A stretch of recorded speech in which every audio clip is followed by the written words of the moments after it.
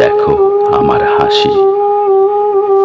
আমি এক নিস্তব্ধ নক্ষত্র, যার দীপ্তি বাইরে প্রজ্বলিত, অথচ ভেতরে তমসাচ্ছন্ন বেদনার অর্ঘ।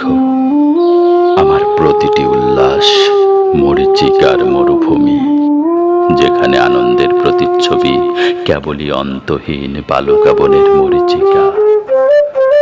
হৃদয়ের অলিন্দে জেগে থাকে ক্রন্দনশীল স্রোত, যেন রক্তিম সুরধারা।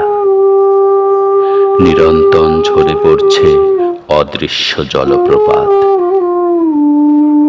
আমার নিঃশ্বাসে জমে থাকে অন্তর্গত দাবানল, যেন অগ্নিগর্ভ মাটির নিচে প্রতিক্ষণে ফুঁসে ওঠে লেলিহান আগুন।